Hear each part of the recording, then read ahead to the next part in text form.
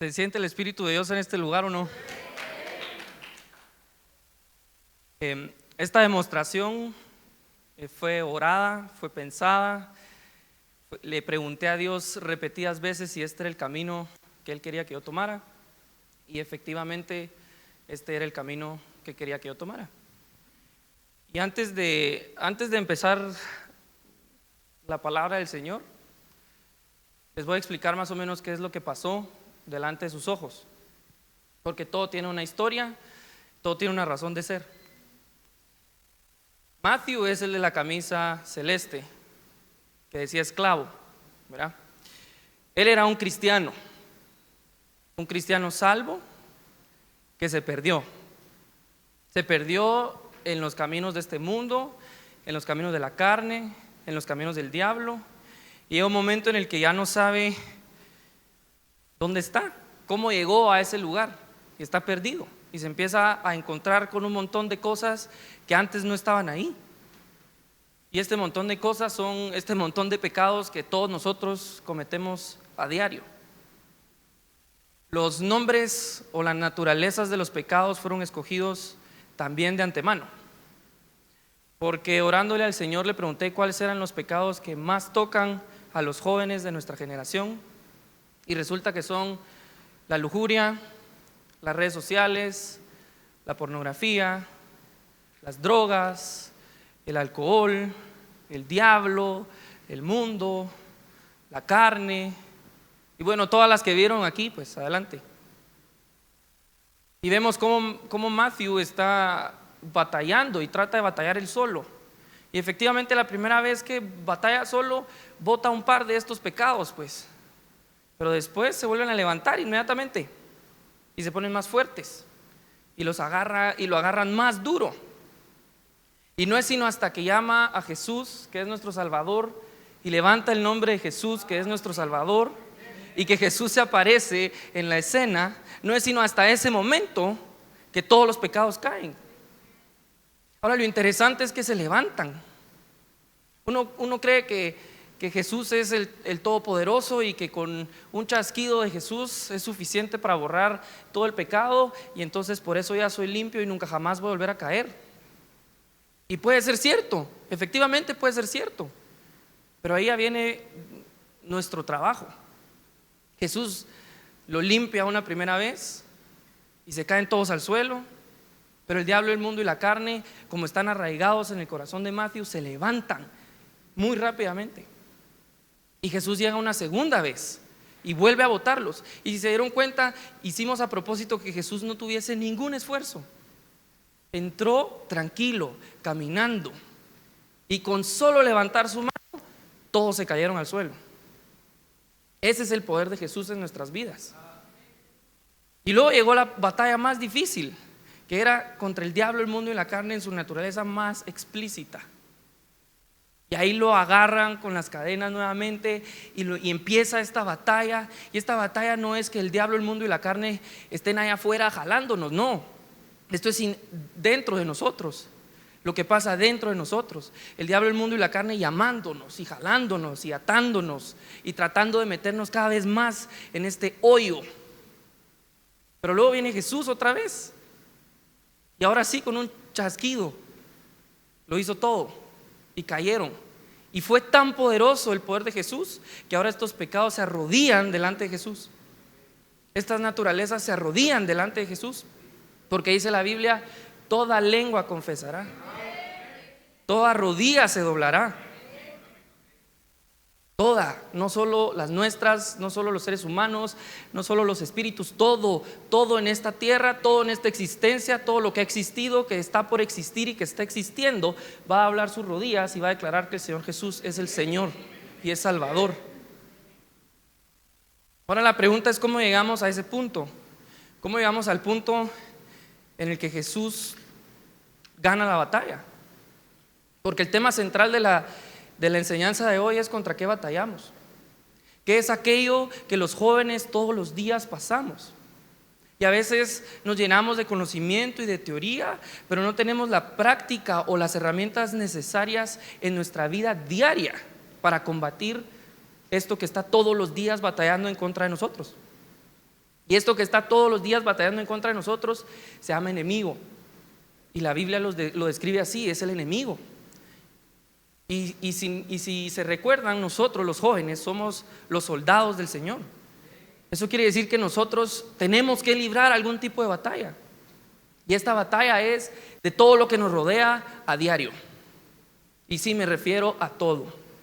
Desde sus seres más queridos hasta sus seres menos queridos, por no decir enemigos.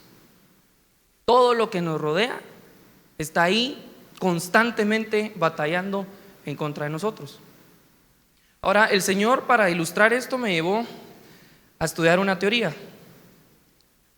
La teoría se llama la teoría del relativismo.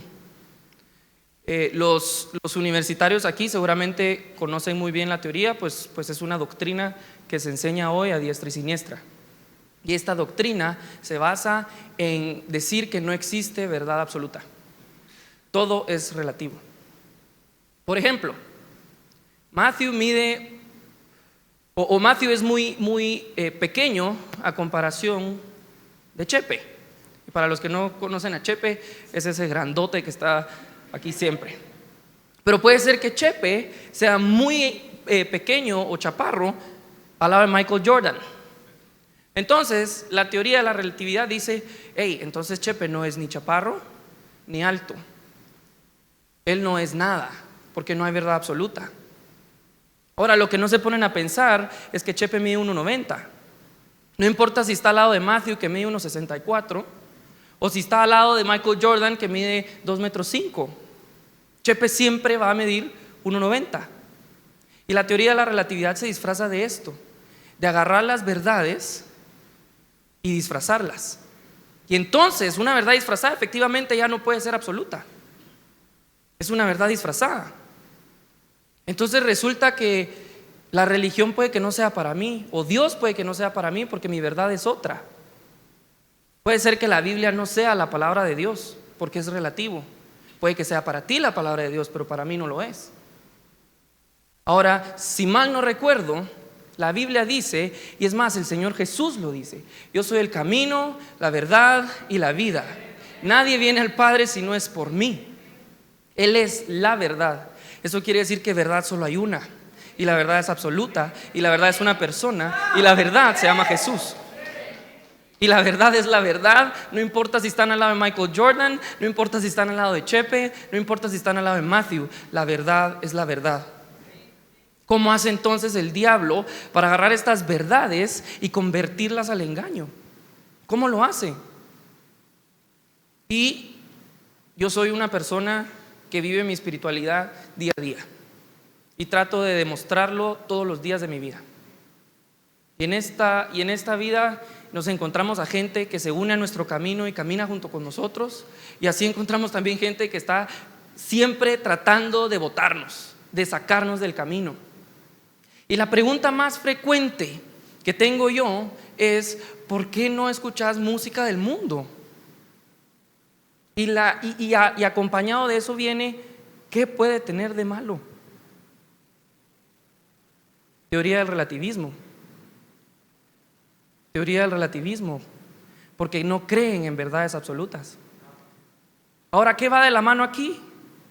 El satanismo. Y no se asusten, por favor, no se asusten, porque ese es el punto. El diablo es descrito en la Biblia como el padre del engaño. Él es el padre del engaño. Todo lo que agarra, todo lo que toca, todo lo que dice, todo lo que hace, tiene engaño. Él es engaño. Entonces siempre me he preguntado, si el diablo es engaño, ¿cómo es posible que sea tan explícito? O sea, nosotros los cristianos a veces nos sentimos bien avergonzados del hecho de ser cristianos, Y no nos gusta hablar en lenguas en público. Y no nos gusta saltar y regocijarnos y alabar. Y cada vez que alguien nos pregunta ¿y por qué oís esa música cristiana?, uno se siente avergonzado. ¿Por qué el diablo no se siente avergonzado enseñándose? ¿Cuál es la razón detrás? Y tiene que haber una razón detrás. Y ahora me metí, y les recomiendo no lo hagan, pero me metí a investigar más sobre el satanismo. Eso sí, con la ayuda del Señor y con la sangre de Jesús, para no equivocarme ni traspasar las líneas de Dios.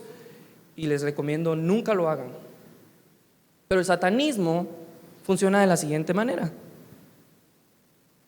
Las misas negras son aquellas en donde se pinta una estrella de 5 picos en el suelo, con un montón de candelas, sangre, violan a vírgenes, las cuales fueron raptadas, secuestradas contra su voluntad, y luego sacrifican al hijo que las vírgenes tienen.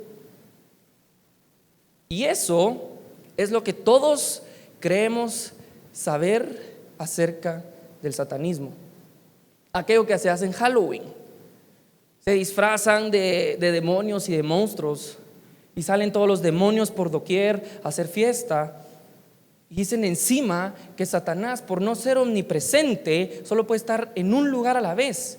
Y hacen horarios para que Satanás presencie todos y cada uno de los ritos de todos y cada una de las iglesias satánicas. Y sí, le llaman iglesias satánicas. Ahora mi pregunta es: ¿por qué es tan explícito? ¿Qué gana el diablo haciéndolo tan explícito? ¿Cuál es su objetivo? Y les recuerdo, empecé mi exposición diciéndoles que el diablo es el padre del engaño. Entonces su explicitud tiene que tener algún tipo de engaño. Y eso me llevó a la historia que se encuentra en el capítulo 9 de Josué. Y de verdad me encantaría que todos nos fuéramos ahí, pero creo que buscando las citas y yéndome a la Biblia perdería el tiempo preciado que tengo hoy para enseñarles este principio tan gigantesco. Pero si quieren, apunten Josué capítulo 9 y pueden ir a sus casas después a leerlo. Pero básicamente les hago un recuento rápido para plasmarnos en el capítulo 9 de Josué. Si se acuerdan, Dios saca al pueblo de Israel de la tierra de Egipto a través de la guianza de Moisés. Y pasan innombrables cosas en el desierto. Innombrables. Egipto es figura del mundo. Eso quiere decir que Jesús saca al pueblo de Israel, que es figura de nosotros, de ese mundo. Pero luego Moisés muere y llegan frente al Jordán, y ahora es Josué quien toma a cargo liderar al pueblo de Israel. Cruzan el Jordán y se encuentran con los muros de Jericó. Corren alrededor de los muros por 7 días. El 7º día corren 7 veces. Gritan, cantan, suenan las trompetas, voces de júbilo, aleluya por doquier, y los muros de Jericó caen. Ahora, quiero que se imaginen eso, porque a veces lo creemos como una historia fantasiosa, como que sí, algún día pasó pues, pero ¿qué tan cierto pudo haber sido? Ahora imagínenselo. La tribu que iba delante del ejército de Israel era la tribu de Judá, y la tribu de Judá era la que llevaba la alabanza, y era la tribu de Judá la que iba liderando las vueltas a los muros de Jericó. Y era la tribu de Judá quien gritaba y cantaba y se regocijaba cuando daba las vueltas alrededor del muro de Jericó. Y era tanto el canto a Dios, era tanto el poder que tenía la tribu de Judá en ese momento, era tanto el gozo, el júbilo y la alabanza, adoración y el levantar el nombre de Dios alrededor de los muros de Jericó, que estos cayeron. ¿Se pueden imaginar estar dentro de Jericó y oír esto afuera? Este Dios, que su voz es como muchas aguas y que su voz es como los truenos alrededor de su ciudad que se supone está protegida. Y era tanto el poder de Dios en ese lugar que se movía la tierra. de los gritos de la tribu de Judá. Era tanto que los muros cayeron y lo único que pudieron hacer es rendirse, porque dijeron: contra este poder nada podemos, es demasiado. Y la voz, el chisme corrió rapidísimo por toda la tierra, y todos oían del gran Jehová de los ejércitos, que acababa de destruir sin un solo muerto, ni una sola espada. Acababan de derrotar a una de las ciudades más fortificadas de la época. Imagínense los que se supone eran menos que Jericó, dijeron: contra ellos no podemos, nos tenemos que rendir, porque ahí viene. Es que imagínenselo, un león rugiente corriendo delante de la tribu de Judá, rugiendo tanto que no había pero poder en este mundo y debajo de este mundo y en ningún lugar en el universo que pudiera detenerlos. Y ahora algo tiene que pasar, pues, porque ahí está la historia en el capítulo 9 de Josué. Dice esa historia que hubo unos hombres que se vistieron de mendigos y agarraron pan tieso y se miraban menospreciados, se miraban débiles, se miraban sucios. Llegaron delante de los pies de Josué a mover el corazón de Josué a misericordia y le dijeron: Josué, nosotros somos mendigos, ¿qué podemos tener de malo? Somos mendigos, nosotros no podemos en contra del ejército de Israel, contra el león de la tribu de Judá. Sería tonto que nosotros nos enfrentáramos a ustedes. Es por eso que te pido hoy hagas pacto conmigo y no nos mates. Y la historia continúa con que estos mendigos no eran mendigos y empezaron a crear discordia. Empezaron a crear discordia en el pueblo de Israel. Y cuando Josué se dio cuenta que no eran mendigos, dijo: los vamos a matar. Pero resulta que había un pacto, y el pacto le prohibía a Josué matar a los mendigos.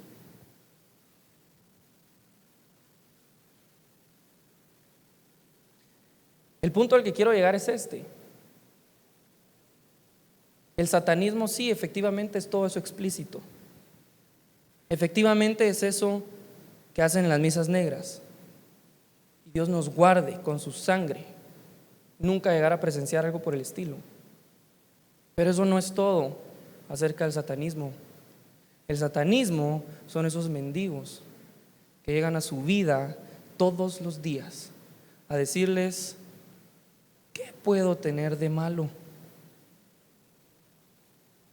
¿Qué puede tener de malo oír música del mundo? ¿Qué puede tener de malo ir a ver una película de miedo? ¿Qué puede tener de malo juntarte con esta gente? ¿Qué puede tener de malo usar estas palabras? ¿Y saben cuál es el mandamiento número 1 de la iglesia satánica? Si te gusta, hazlo, pero no se queda ahí. Lo que le sigue es: siempre y cuando no molestes a terceros, no molestes a alguien más. El principio suena muy lindo. Yo puedo hacer lo que quiera siempre y cuando no perjudique a mi vecino. ¿Qué puede tener de malo? Al final yo soy dueño de mi cuerpo, yo soy dueño de mis acciones, yo soy dueño de lo que pienso y de lo que digo y de lo que hago, y siempre y cuando no perjudique a terceros, estoy bien. La serpiente fue creada en el 6º día. Y si se van al libro del Génesis, dice explícitamente que creó a la serpiente en el 6º día. No dice creó a todos los animales, dice creó a la serpiente, a las bestias y demás. O sea, resaltó el hecho de que creó a la serpiente en el 6º día. Asimismo, la serpiente responde a 6 diferentes nombres, 6 naturalezas distintas. Eso quiere decir que la serpiente, si unimos todos los números, al final vamos a encontrar con que la serpiente representa el 666, el número del enemigo, pues básicamente. Ahora me metí a investigar estas 6 naturalezas de la serpiente y me topé con una que me llamó la atención más que las demás, y es aquella a la que se refiere como culebra. Ahora la culebra, y me metí a investigar la vida de las culebras son distintas de las serpientes. Las serpientes son explícitas, son grandes, son fuertes, corren y persiguen a sus enemigos. Se le tiran al enemigo cuando puede. Es más, uno puede incluso oír a una serpiente como la cascabel.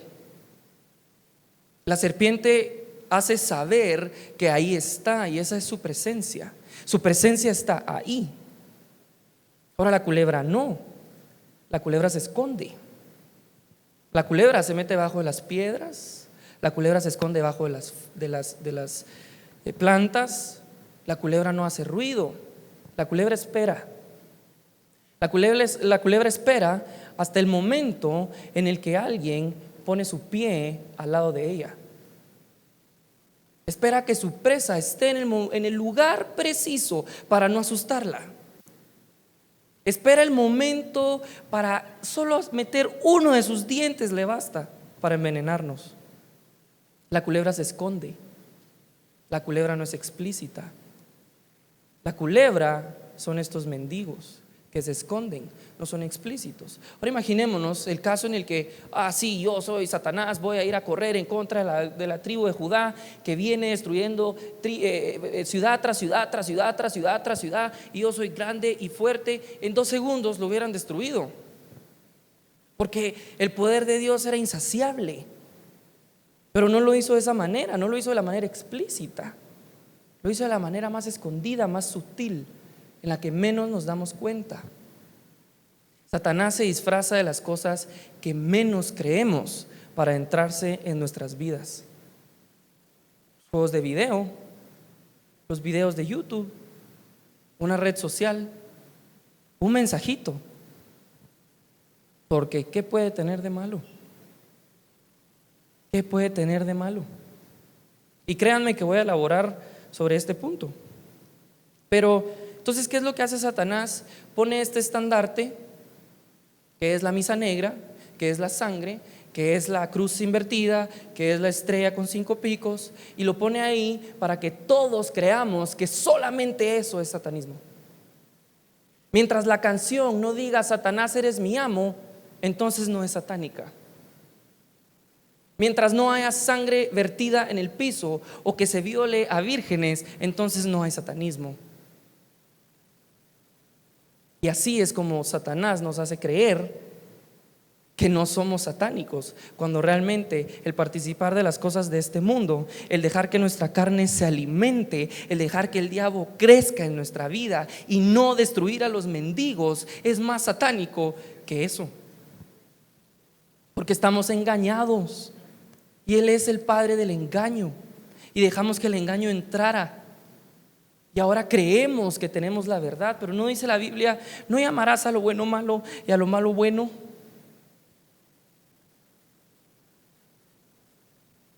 Satanás nos enseña una imagen, y siempre y cuando nosotros creamos no estar en esa imagen, por ende no somos satánicos y no necesitamos ir a la iglesia y no necesitamos a Jesús y no necesitamos la sangre redentora y no necesitamos salvación y no necesitamos hablar en lenguas y no necesitamos saltar en este lugar y no necesitamos alabar en este lugar y no necesitamos orar en este lugar.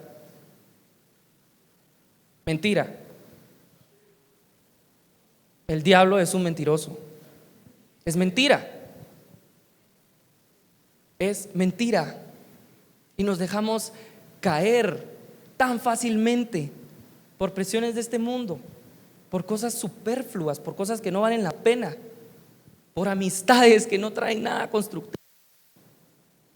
Hace un par de meses, preparándome para este momento, una amiga de la iglesia, de la universidad, me preguntó que por qué no oía música del mundo y que por qué no frecuentaba los lugares que los jóvenes frecuentan, entiéndase discotecas, bares, juntes.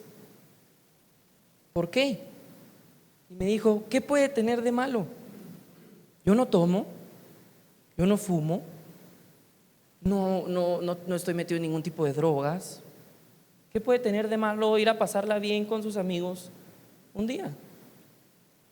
Y el Señor me iluminó en ese momento para responderle lo siguiente. Usted sabía, le dije, que un cristiano solo puede avanzar o retroceder, solo puede construir o destruir. Un cristiano solo puede agradar a Dios o no agradarlo. No existe un punto en la mitad. No existe ese punto en el que estoy estático. No estoy ni aquí, pero tampoco estoy acá. Eso no existe. Ahora le voy a hacer una pregunta a usted. Cuando usted frecuenta esos lugares, aunque no tome, aunque no fume, aunque no haga cosas que no debería de hacer, ¿sale edificada de ese lugar? ¿Conoce una naturaleza nueva de Dios? ¿Habló del nombre perfecto de Dios en ese lugar? ¿Alabó al Señor con todas sus fuerzas en ese lugar? ¿Se levantó de ese lugar diciendo: salí más cristiano, encontré la sangre del Señor? No. Entonces, si no está construyendo, si no está edificando, si no está avanzando, está destruyendo. Pero ¿qué puede tener de malo? Frecuentar esos lugares destruye, por más que nosotros nos engañemos a nosotros mismos. Destruye. No hay un solo de esos lugares en donde se cante una alabanza y se levante el nombre de Dios. No existe, no existe. Y en donde no está el Señor, ahí no quiero estar yo.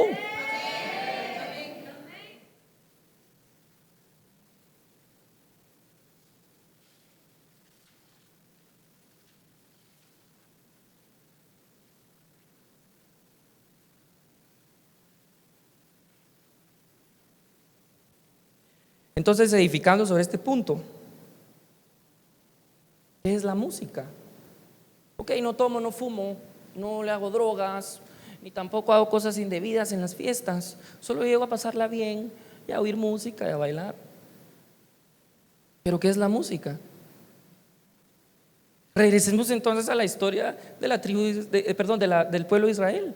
Cuando va la tribu de Judá liderando el ejército y están cantando, están utilizando la alabanza para destruir los muros de Jericó. Fue la alabanza, la herramienta, la espada que se utilizó para destruir los muros de Jericó. Fue ese poder del león de la tribu de Judá que destruyó a Jericó. Eso quiere decir que la alabanza, una de sus vertientes o naturalezas, es ser una espada, una herramienta, un arma para destruir aquello que nosotros y el enemigo ha construido en nuestros corazones. La alabanza es la manera como nosotros hacemos uso del poder del león de Judá. Eso es la alabanza. Eso es la música. La música fue creada para darle gloria, honra y levantar el nombre de Dios todo el tiempo.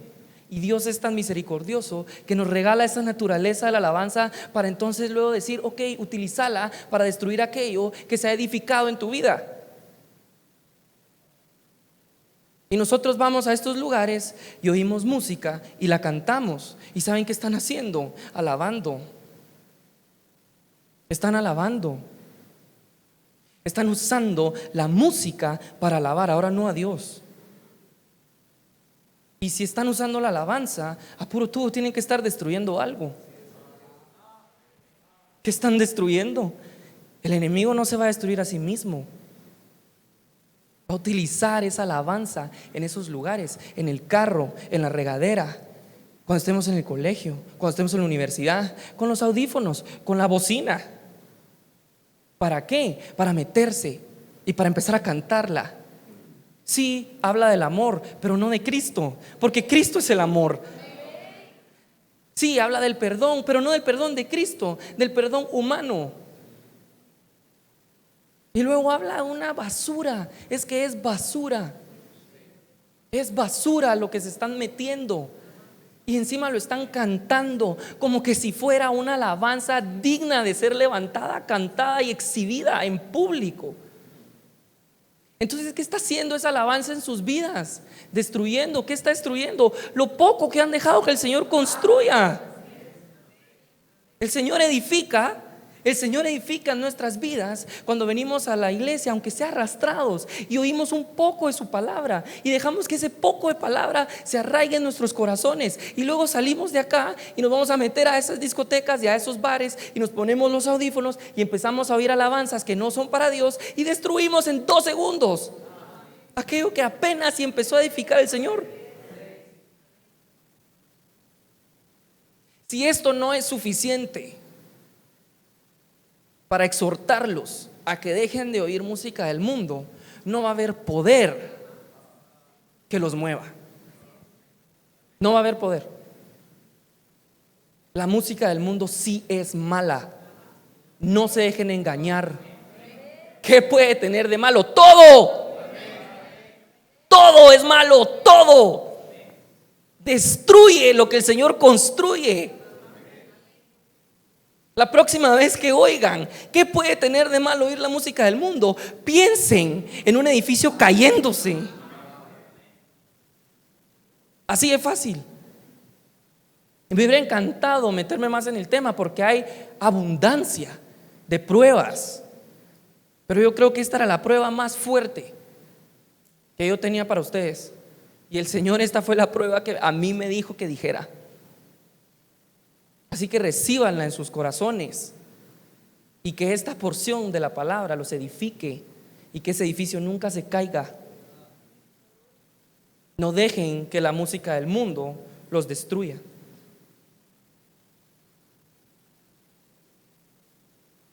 Entonces el Señor me llevó al siguiente punto. No me van a creer, pero yo empecé a prepararme para hoy desde enero. Doblé rodillas, pedí al Señor que me revelara lo que todos ustedes necesitaban, pero más importante, lo que yo necesitaba. Y el Señor me reveló una cosa de su palabra que me ayudó a vencer enemigos que yo había dejado en mi corazón. Y el libro de la doctora Hicks, Sabiduría Instructiva para dividir correctamente la palabra de Dios, les recomiendo a todos que lo lean. Ese libro dice que para poder enseñar, uno tiene que vivir en experiencia aquello que se planea enseñar. Yo ya dejé la música del mundo atrás. Ahora había enemigos en mi corazón más grandes de lo que yo podía manejar. Más grandes. Y puede que hayan medido hasta 6 codos de altura. ¿Y por qué digo 6 codos de altura?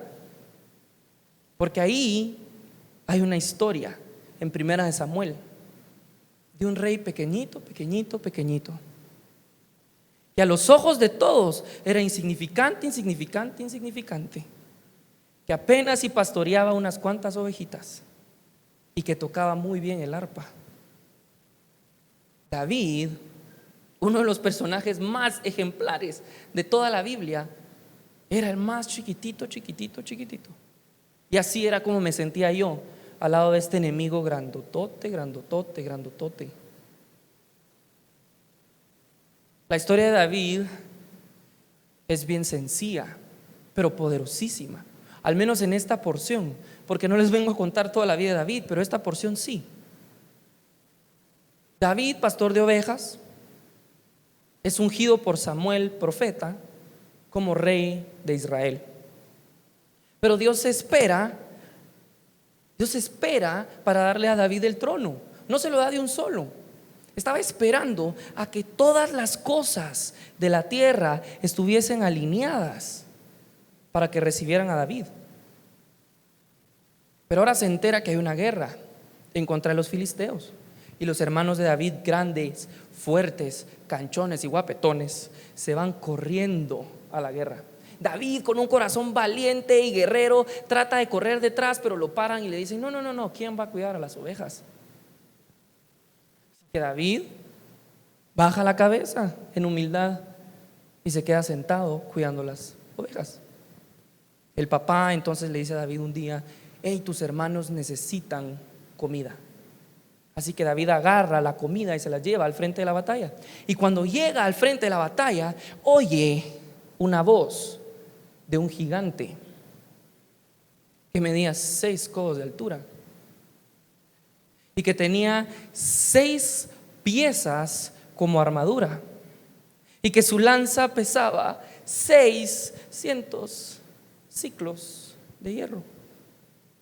Y aquí está este gigante blasfemando en contra del nombre de Dios, y todo el ejército de Israel está parado atrás y dice: no, no, no, no, yo no puedo contra ese gigante, es demasiado grande. Pero resulta que el más chiquitito, más insignificante, pastorcito y arpista, dice: yo sí puedo. Yo no voy a dejar que el nombre de Dios sea blasfemado de esa manera, porque Israel sí tiene Dios y es Jehová de los ejércitos.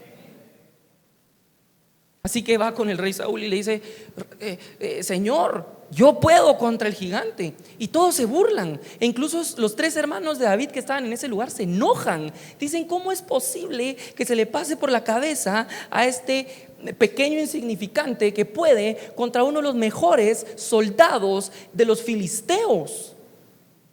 ¿Ustedes saben qué son los filisteos? La palabra filisteo quiere decir literalmente enredarse en el lodo, revolcarse en el lodo. ¿Saben qué lodo? El lodo de este mundo.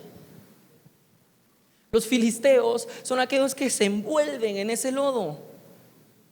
Y esos filisteos envueltos en ese lodo, ese mundo tan grande, era el que estaba desafiando el nombre de Dios. Era el que estaba diciendo que Dios no era grande, que Dios no era fuerte, que Dios no era piadoso, que Dios no era tardo para la ira, que Dios no era grande en misericordia, que Dios no era grande en verdad, que Dios no perdonaba iniquidades y rebeliones, etcétera, etcétera, etcétera, etcétera. Todo el día, durante 40 días, estuvo Goliat, el gigante, representando el 666, todos los días durante 40 días desafiando el nombre precioso de Dios. Ahora 40 días quiere decir prueba. Goliat los probó durante 40 días a ver qué se les ocurría para destruirlo. Y ahora aquí viene el más pequeño, el más insignificante, el pastorcito y el arpista, y le dice a Saúl: yo puedo. Saúl lo viste de su armadura y le queda grande la armadura de Saúl. Imagínense, era pequeño. Entonces le dice David a Saúl: no, no, no, no, yo no necesito armadura, voy a ser más rápido, voy a ser más ágil sin armadura. Y todos dicen: ¿cómo es posible que te vas a ir a enfrentar a ese gigante sin armadura? ¿Saben qué pasa? Que David llevaba la armadura del Señor.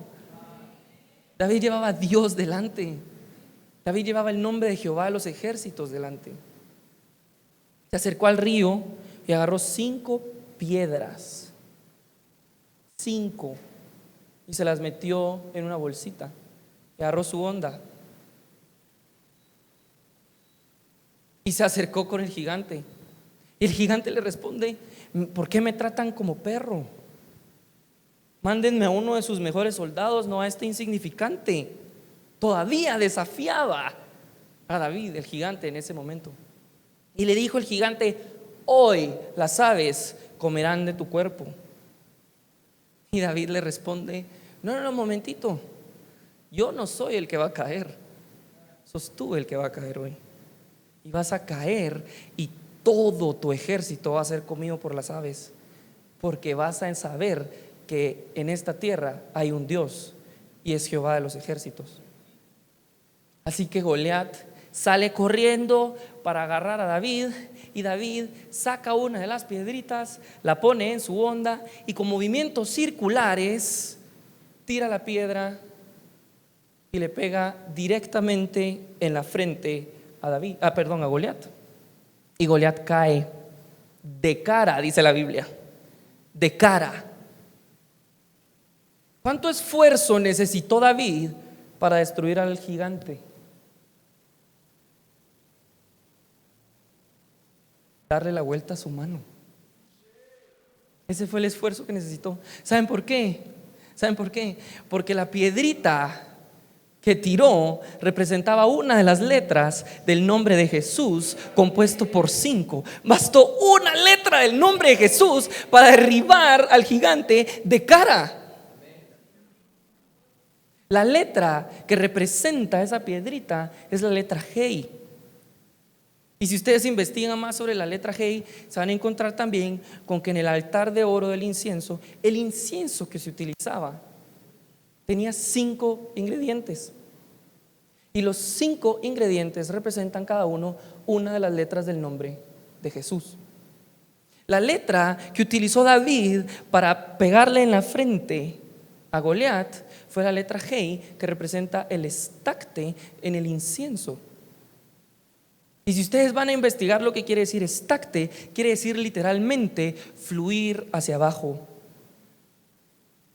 Fluir hacia abajo. Humildad. Yo no puedo contra este gigante, pero tú sí. Yo no tengo autoridad en contra de este gigante, pero tú sí. Yo no soy quien para demostrar mi soberanía en esta situación. Pero tú sí sos soberano. Esa humildad, ese agachar la cabeza de David y decir: Jesús, sos tú y solo tú el que va a destruir a ese gigante, fue lo que destruyó al gigante. Y lo único que tuvo que hacer David fue agachar la cabeza y hacer movimientos circulares para destruir al gigante. Ahora lo que me llama la atención es lo que pasa después. Dice la Biblia que el gigante estaba tendido sobre el suelo, cara pegada a la tierra, y que David corrió, desenvainó su espada y le cortó la cabeza al gigante. Y cuando enseñó la cabeza del gigante, todos los filisteos salieron corriendo. Todos. Ahora la pregunta es: ¿por qué le cortó la cabeza? Y la pregunta más importante que me hice yo fue: ¿por qué decía que lo terminó de matar? O sea, la piedrita no fue suficiente para matarlo, porque después dice lo terminó de matar, cortándole la cabeza. Esto quiere decir que Jesús hace su parte. Jesús nos libera a todos y nos salva del pecado y nos limpia con su sangre y nos transforma. Pero ahora nos toca a nosotros cortarle la cabeza al gigante. Cabeza quiere decir soberanía. La cabeza es la soberanía. Tenemos que sacar la espada de ese pecado y cortarle la cabeza y enseñar la cabeza y enseñar la cabeza, para que entonces todos los filisteos corran, para que entonces huyan los filisteos del poder de Dios.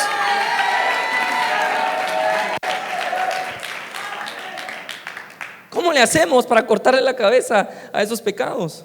Sí, ok, Dios me salvó, me liberó de un espíritu de lujuria. Dios me salvó, me liberó de un espíritu de bulimia. Dios me salvó, me liberó de un espíritu de suicidio, o me salvó de un espíritu de anorexia, o me salvó de esto y de lo otro y de lo otro. Estamos haciendo nosotros de nuestra parte para sacar la cabeza del enemigo de nuestras vidas. Ok, el Señor me liberó de la lujuria, pero ¿y qué veo yo en internet? Cuando llego a mi casa y cierro mi puerta, ¿qué es lo que veo en internet? ¿De qué hablo con mis amigos? ¿Qué es aquello de lo que me estoy alimentando todo el tiempo? ¿Qué es eso? Y hay una imagen práctica que el Señor me reveló, y es que ¿qué necesita el lago de Amatitlán para estar limpio? Necesita el agua, que el agua que está en el lago sea purificada. Sí, efectivamente eso necesita. Pero ¿de qué sirve purificar el agua del lago si los ríos que están entrando al lago vienen contaminados? Jesús limpia el lago. Jesús arranca toda la suciedad del lago, pero estamos nosotros parando esos ríos que están entrando, los estamos limpiando, los estamos santificando, estamos arrancando la cabeza del enemigo de nuestras vidas. Se la estamos enseñando a todos los enemigos que tenemos dentro, para que entonces esos enemigos huyan. Lo estamos haciendo. El Señor me limpió de lujuria y ahora yo estoy oyendo a Bad Bunny, el reggaetonero. Han oído lo que él dice, lo que sale de su boca. Es asqueroso.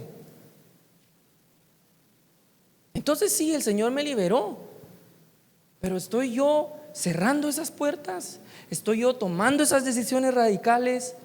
¿Qué hubiera pasado si David no le corta la cabeza al gigante? Después de un tiempo, efectivamente, el gigante se levanta y más enojado, con más fuerza, ahora con más ira. Sí, el Señor viene una segunda vez a destruir al gigante.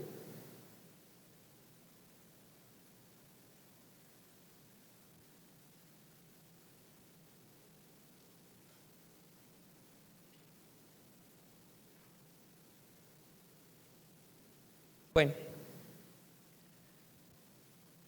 ahora hay otra porción de la palabra de Dios que necesito capten. Y es que todo lo que nos rodea, tiene algo en el plan maestro de Dios. Y el Señor me llevó al capítulo 42 de Job. En el capítulo 42 de Job, el Señor le dice a Job que ore por sus amigos. Ahora, sus amigos fueron aquellos que hablaron injusticias en contra del nombre de Dios. Fueron aquellos que hablaron injusticias en contra de Job. Fueron aquellos que lo señalaron y que le mintieron y que lo hicieron caer una y otra vez, y que Dios mismo estaba enojado contra ellos porque lo desafiaban. Ahora, lo interesante es que esa porción de la palabra no dice enemigos, no dice ve y ora por tus enemigos. Lo que dice es ve y ora por tus amigos. Esos amigos son aquellas situaciones que nos rodean, son aquellas cosas que están allá afuera, que están constantemente batallando contra nosotros. Y el Señor, para ilustrar este principio, me llevó a la vida del salmón. Ustedes saben cuál es la vida del salmón. El salmón nace en una pequeña poza y ahí no hay movimiento del agua. Come de lo poco que hay ahí y empieza a crecer y crecer y crecer. Y una vez tiene un tamaño suficientemente grande, salta a una segunda poza. Y en esa segunda poza se empieza a mover para crear los músculos. Y una vez crea todos los músculos, salta a una tercera poza, ahora con corriente. Y empieza a nadar, a entender esa corriente. Y luego salta al río. Y el río se lo lleva con una torrentada gigante. Y sale al mar. Y en el mar se empieza a encontrar con los primeros enemigos, y que son tiburones y ballenas, y ustedes sabrán más de seres marinos que yo, pero eso es lo que me imagino, pues. Los pulpos gigantes comiéndose los salmones. Y ahí está el salmón nadando en el mar.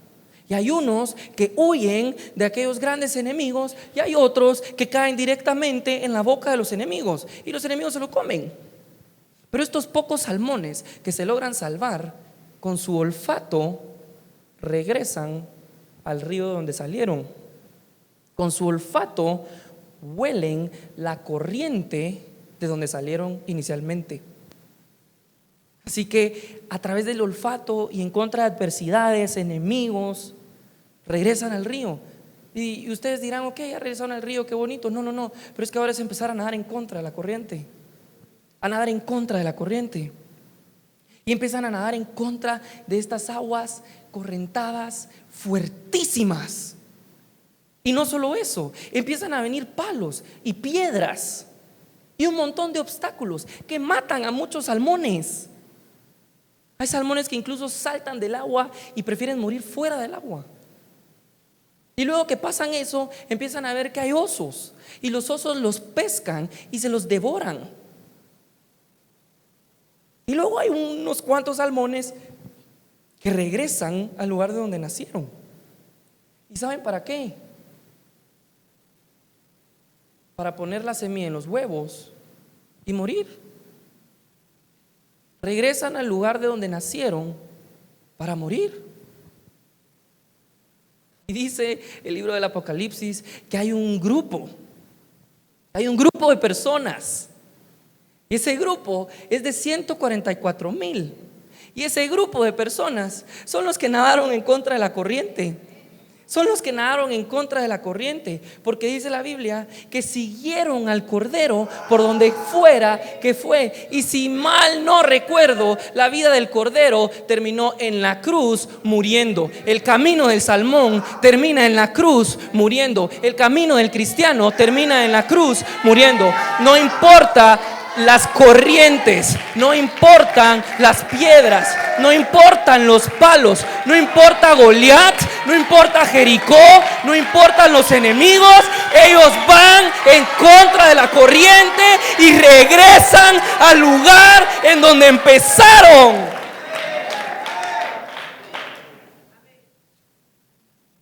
Eso queremos ser nosotros.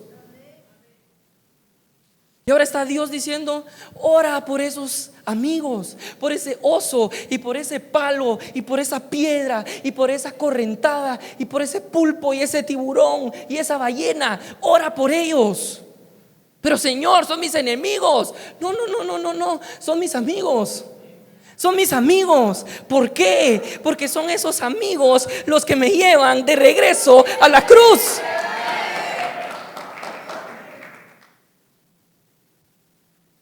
Vayámonos ahora sí necesito que agarren su Biblia y vayámonos a Zacarías.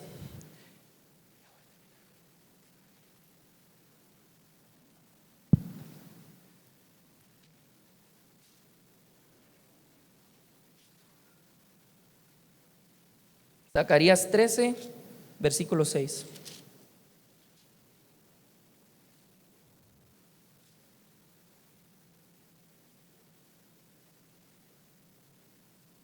Me dicen amén, por favor, si ya están listos. Ok. Vamos a leerla todos en voz alta y con mucha fuerza, ¿sí?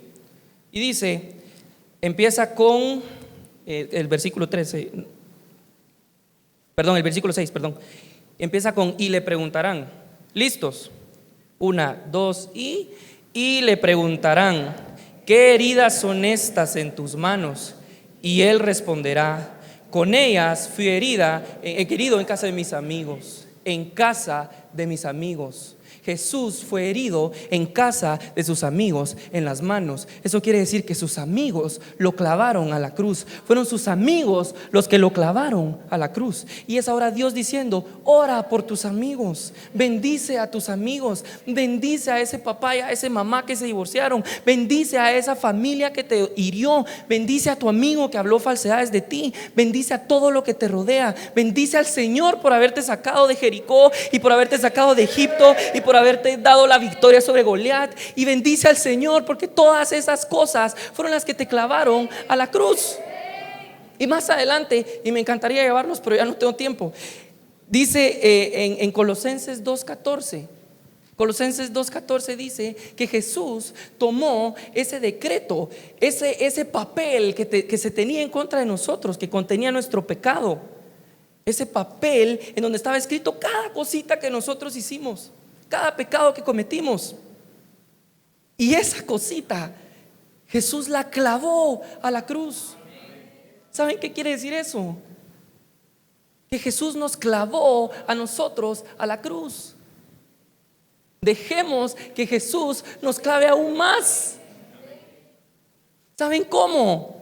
Dejando que Jesús haga su tarea. Jesús está ahí diciéndote: hey, quiero construirte, quiero edificarte, quiero transformarte, quiero clavarte a mi cruz. Y nosotros estamos diciendo: no, quiero oír música del mundo y quiero ir a las fiestas y quiero pertenecer y quiero hacer todo lo que yo quiera, siempre y cuando no dañe a tercero, porque ¿qué puede tener de malo?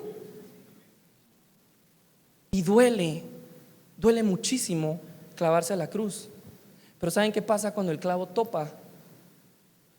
No hay poder en esta tierra que nos separe de la cruz de Jesús. ¿Saben qué quiere el Señor hoy? Que hagamos las entregas que tenemos que hacer. ¿Saben qué quiere Jesús hoy? Se nos presenta en su manera más humilde como David, diciendo: déjame destruir al gigante. Solo dime cuál es y yo lo destruyo. Es la música, Señor, ten la música. Es la pornografía, Señor, ten la pornografía. Es el enojo, pues entonces es el enojo. Es la falta de perdón, pues entonces es la falta de perdón. Pero entreguémoselo a Dios, seamos libres. ¿Y saben qué día es hoy? Es el día de la independencia.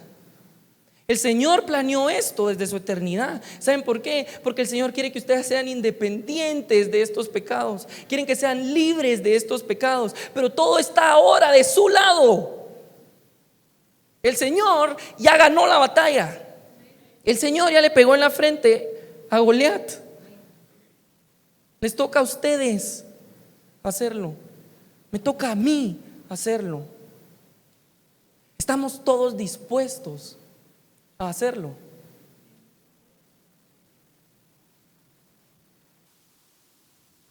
Amén. Ahora lo vimos. Ahora, ¿qué vamos a hacer al respecto? ¿Queremos realmente ser libres? ¿Queremos ser libres? ¿Queremos ser libres?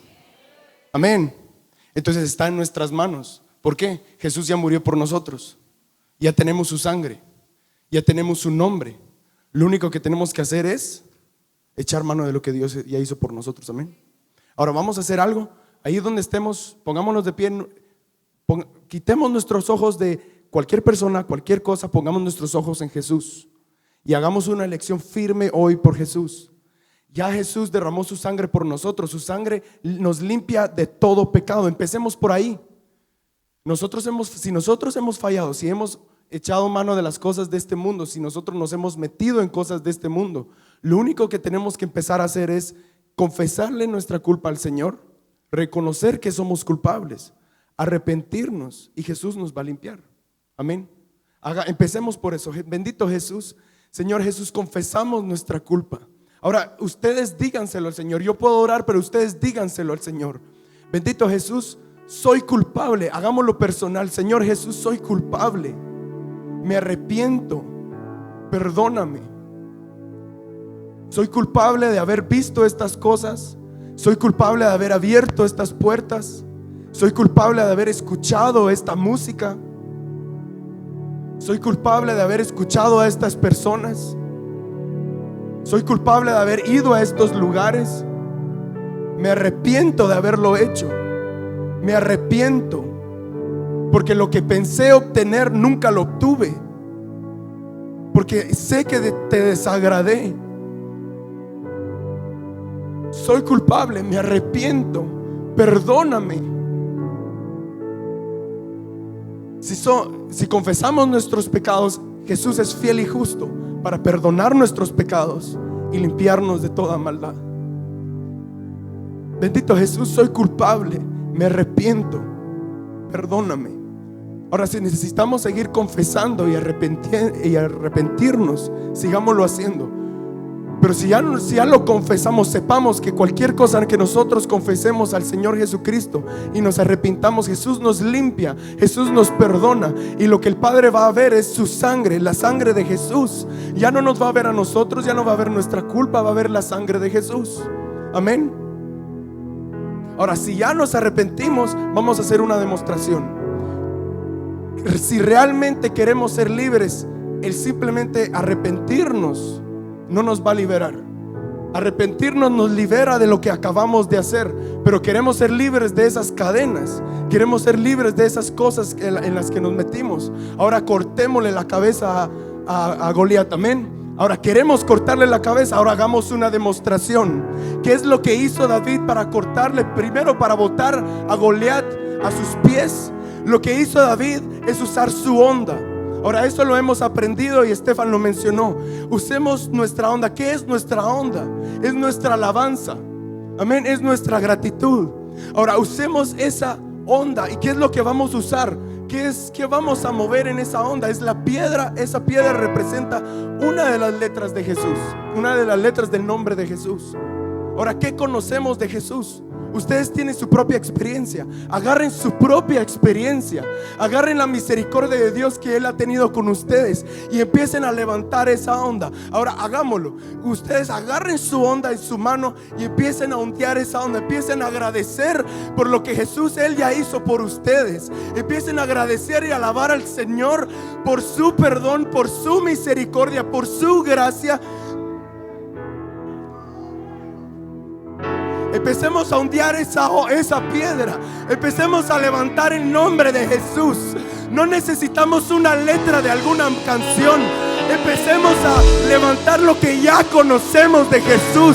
Jesús ha tenido misericordia de nosotros. Jesús nos ha perdonado una y otra vez. Enseñémosle eso al diablo. Enseñémosle eso a Goliat. Enseñémosle eso a ese gigante que nos está manteniendo atados. Jesús, gracias por tu perdón. Gracias por tu sangre. Gracias por tu misericordia. Gracias por tu paciencia. Gracias, Señor Jesús. Tú eres más grande que mi falta. Tú eres más grande que mis cadenas. Bendito Jesús. Vamos, ondeemos nuestra onda.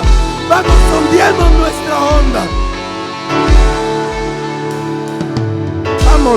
Vamos, ondeemos nuestra onda. Ahora, sin dejar de ondear nuestra onda, pongamos nuestra mente en aquello que no nos está dejando caminar, en aquellas cadenas. Ahora, pongan su mano en la onda y suéltenla, suéltenla, suéltenla. Griten, alaben al Señor, salten, usen su alabanza. Bendito Jesús. Usen su alabanza. Vamos, quieren ser libres. Usen su alabanza. Usen su alabanza. Usen sus manos. Usen sus pies. Usen su alabanza. Jesús. Jesús. Jesús.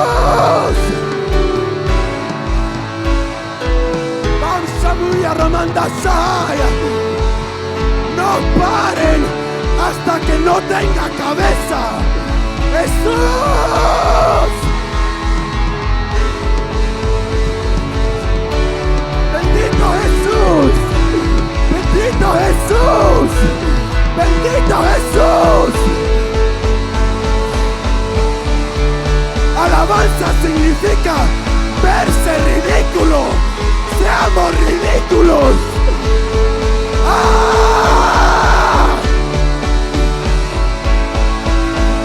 Vamos, corten las cadenas. Corten esa cabeza. Jesús es su cabeza. No es el diablo. No es el mundo. No es la carne.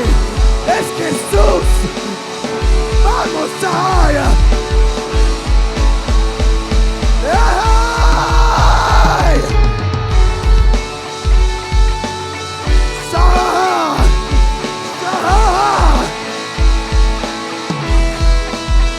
Hoy es el día. No esperen para el otro sábado. Hoy es el día.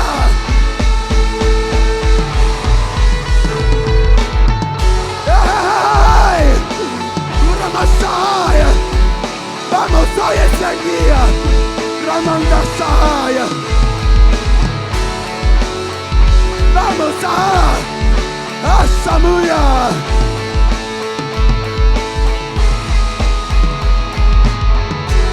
Samandaramandosaya. Vamos, Jesús, Jesús, Jesús. Ramosaya. No paren hasta que no tenga cabeza.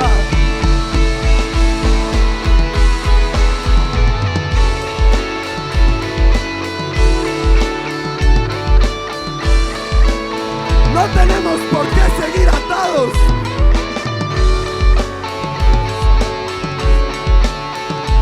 Jesús ya los perdonó. Si confesamos nuestros pecados, Jesús ya nos libró. Ya no tenemos deuda, ya no tenemos culpa. Ahora usen eso y muéstrenselo al diablo. Gracias.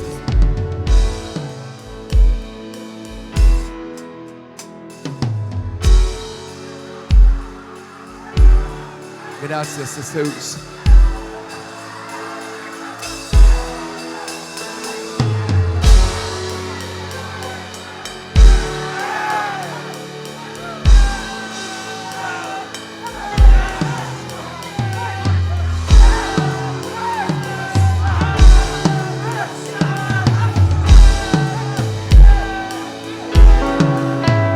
Gracias, Jesús.